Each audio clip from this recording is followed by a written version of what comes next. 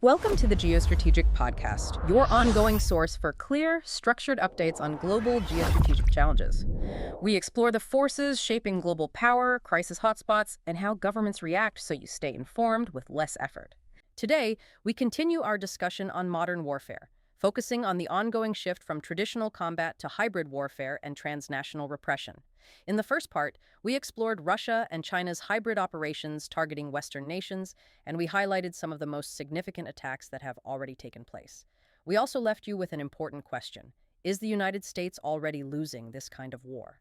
In this second part, we'll tackle that critical question and explore concrete solutions needed to counter these complex and evolving threats.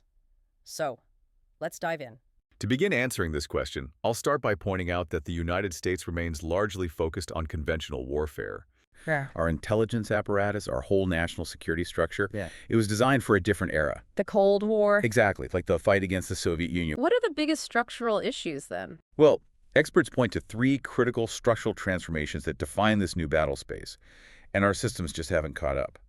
First, there's the collapse of the foreign-domestic distinction. Meaning Telecommunication tech allows foreign actors to target anyone, anywhere, anytime.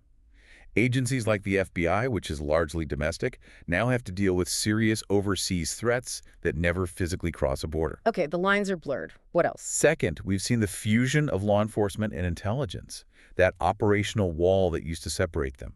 It largely collapsed post 9/11. Why?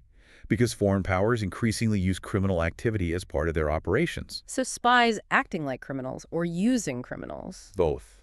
And adversaries like China and Russia actually weaponize law enforcement itself using things like extradition requests or corruption probes for political goals. And third, there's the merging of public and private spheres. Yeah. State intelligence services increasingly use private criminal groups, even terrorist groups sometimes, as proxies. Intelligence mercenaries, some call them. The capability gap between state actors and these non-state groups has narrowed, which makes attribution, figuring out who really did it, incredibly difficult. Our whole security posture feels dangerously obsolete in this environment. It's truly eye-opening to think how our own internal structure is being exploited. You mentioned this convoluted maze in cyber defense. Can you paint a clearer picture of how this fragmentation actually leads to real-world failures? Yeah, it's a significant problem. U.S. cyber defense is just. It's characterized by disjointed legislation, overlapping executive orders, competing mandates across numerous agencies. Yeah. You've got DoD, U.S. IBRCOM, NSA, CISA, FBI, ONCD. The list goes on. Too many cooks. Essentially, yes. Yeah. Unclear jurisdictions mission overlap. It leads to real gaps and sometimes catastrophic failures. For example, the SolarWinds breach back in 2020. Well, Russian intelligence got into government systems. Exactly. They infiltrated government and private networks, went undetected for months, and agencies really struggled to coordinate an effective response. Or think about the Colonial Pipeline ransomware attack in 2021. That caused gas shortages on the East Coast. Right. Paralyzed fuel distribution across the Southeast. Created widespread panic. And behind the scenes, agencies were apparently debating jurisdictional boundaries while people couldn't get gas. Adversaries know this. They deliberately exploit these organizational seams. So the structure itself is vulnerability. Absolutely. Yeah. And beyond these structural issues, there are some, let's call them dangerous misconceptions that fundamentally weaken our response. 5 key ones are often highlighted. Okay, what's the first? First, the misconception that authoritarianism is our biggest worry. We're so afraid of government overreach, of creating a big brother state, that we've built this fragmented, almost impotent system. So the fear of our own power prevents us from using it effectively. In a way, yes. The argument is that the greater threat today isn't an overly powerful state, but a paralyzed state, unable to counter these transnational criminal and adversarial networks that operate with impunity. Interesting point. What's number 2? Second, the misconception that coordination is sufficient. We did improve communication between agencies post 9/11, that's true, but communication isn't control. It's not execution. Meaning just talking isn't enough. Right. There's no single entity that truly manages the totality of the China threat or the Russia threat. Agencies tend to hoard missions, guard their budgets, and that creates gaps adversaries exploit. Okay. Third misconception. Third, the misconception that the private sector is just a bystander. Adversaries don't just target government buildings, they target civil society, public trust, corporate assets. Think about social media platforms, data brokers, universities. They're all part of the battlefield now. Exactly. They are contested terrain. The private sector can't just be on the sidelines. It arguably needs to be empowered, maybe even deputized as a co-equal actor in this fight. Fourth, the misconception that we are somehow at peace. This is a really dangerous illusion. We are in a daily grind of sub-threshold aggression. It's not a waiting game for some future war. It's happening now. It's happening now, every day. Adversaries have studied our red lines, they've mastered operating just beneath them, and the longer we pretend we're not actually engaged in this fight, the more ground we implicitly concede. And the final misconception. Finally, the misconception that more data automatically means more insight. We're drowning in raw data, but we're starving for judgment, for actual analysis. The signal-to-noise problem. Precisely. Analysis lags behind collection. And adversaries are smart. They use proxies, they use legal cover, making their operations harder to see, harder to attribute. We don't just need bulk collection. We need what some call smart infiltration, better human intelligence, better understanding of their methods. This all raises a really important question then.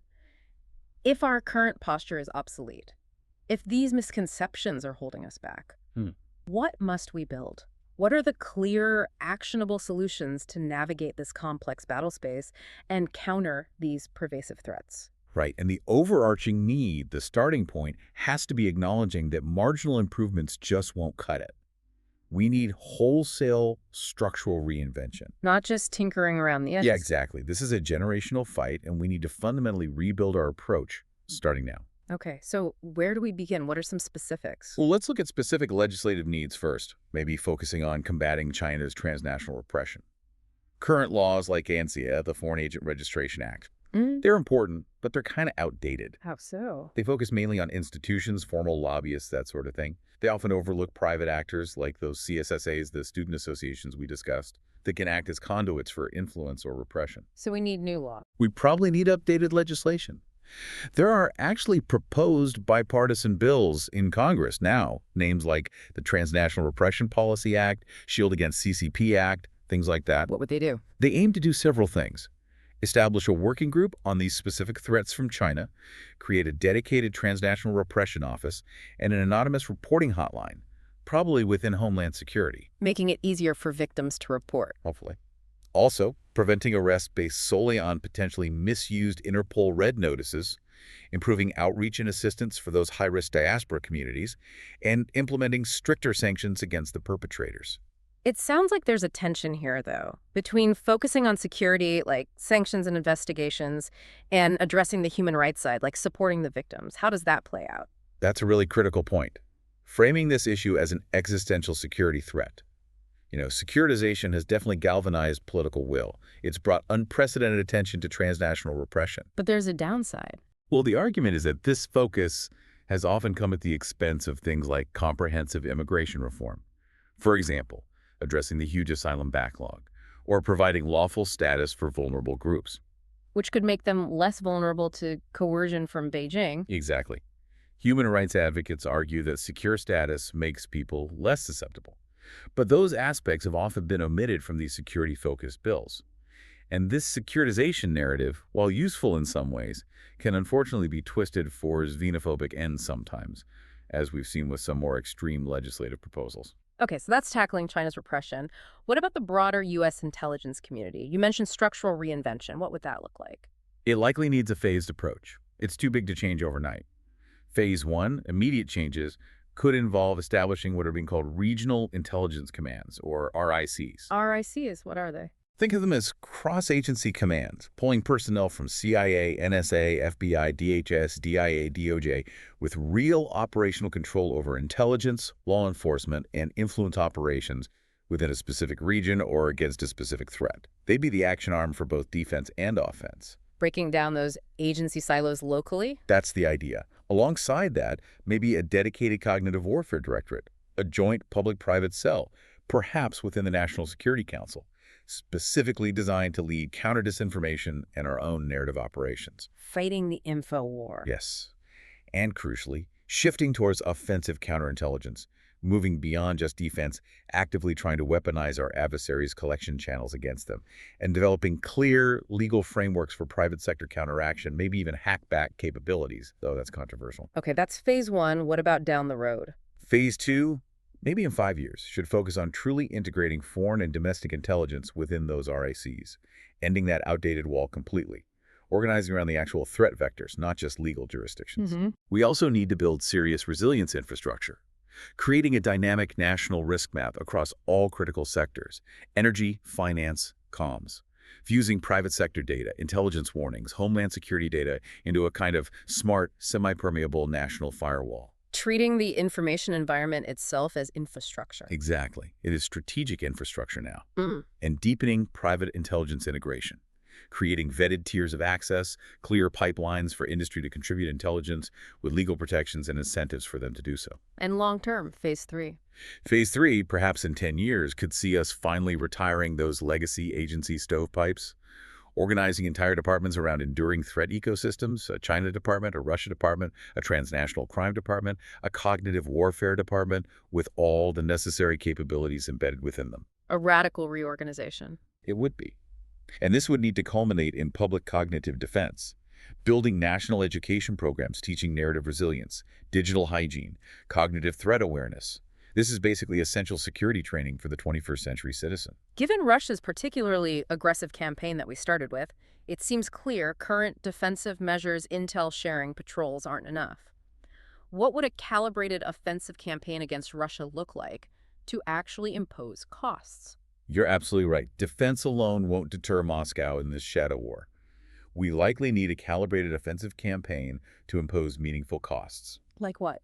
First, probably escalate sanctions, especially secondary sanctions against countries still helping Russia evade them, like importing their oil and gas. Sanctioning more entities, more individuals involved in illegal Russian exports, hit them financially. Okay, what else? Second, potentially increase NATO covert and overt actions. Russia's shadow fleet, the one illegally shipping oil, it's actually quite vulnerable to seizure under maritime law. Their oil and gas pipelines are also vulnerable points. These are key economic pressure points we could target. More direct action? Potentially, yes, carefully calibrated. Third, targeted offensive cyber operations against important Russian military and commercial targets, especially their energy sector, which is so vital to their state revenue. Fight fire with fire in cyberspace. Within clear rules of engagement, yes. Finally, a much more aggressive offensive information campaign, targeting populations inside Russia and maybe in partner countries like Belarus, designed to counter their state-run media narratives, expose corruption, highlight the costs of their government's actions. So taking the information fight to them. Exactly. The idea that self-deterrence, holding back for fear of escalation, will protect us is probably fallacious in this context. Failure to respond decisively will likely just encourage a protracted Russian campaign. To bring it all together, especially on the cyber front, what's the unique solution proposed for America's famously fragmented cyber defense? It sounds like we need some real unity of command there. That's precisely where this idea of a cyber council of Nicaea comes in. A cyber council of Nicaea, like the ancient religious council. The name is evocative. Yeah. The point is, like the original Council of Nicaea aimed to create doctrinal unity for the church, this would aim for doctrinal and operational unity in U.S. cyber defense. So what would it actually do? This wouldn't be just another committee that produces reports. The concept is for a permanent high-level forum backed by both executive order and congressional authorization. Its job would be to settle cyber policy disputes, coordinate national strategy, and set enforceable standards across agencies. Enforceable is the key word there. Absolutely. Unlike current ad hoc coordination mechanisms, this council would have the authority to make binding decisions. Its core objectives would be achieving that doctrinal unity, operational deconfliction, stopping agencies tripping over each other, ensuring efficient information sharing, robust crisis response coordination, better public-private integration, and developing a coherent geopolitical cyber strategy. Who would be on it? It would likely be chaired by the National Cyber Director, but with enhanced authorities. Core members would come from all the key players: DoD, USA Binocumin, NSA, CISA, FBI, ONCD, State Department, etc. And crucially, it would include an advisory panel of senior private sector cybersecurity executives to assure their perspective is integrated. Does anything like this exist now? Not with this kind of binding authority and scope. The structure would draw parallels to successful reforms like the Goldwater-Nichols Act, which forced greater unity on the U.S. military services, or maybe even the highly structured readiness drills for nuclear response. It's seen by proponents as an urgent national security imperative to stop the fragmentation that leaves us vulnerable to adversaries operating with, frankly, a much more singular focus. We've delved into how our adversaries are already inside, shaping our institutions and eroding our cohesion. The choice seems stark. Out-innovate them or face the end of an era. What's one final thought you'd leave our listeners with about this new war? Well, I think my final thought is this. The war we're fighting doesn't always look like one. It's not about clear battle lines drawn on a map. It's often about eroding trust, sowing division, subverting institutions slowly from within. A different kind of battlefield. Exactly. And winning this requires more than just new tools or reorganizing agencies, though that's vital. It requires a really radical shift in our collective understanding of what national security even means today. It demands that maybe every citizen starts to recognize their own potential role in what we call public cognitive defense. Being discerning about information, practicing good digital hygiene, building resilience to foreign influence narratives. Because if we don't truly understand that this is a war for the very fabric of our societies, we risk losing by default, without even realizing the fight was fully joined. If you found this discussion valuable, please like, share, and subscribe to the Geostrategic Podcast for more in-depth analysis on topics that shape our world. Stay informed, stay ahead, and stay tuned for the next episode.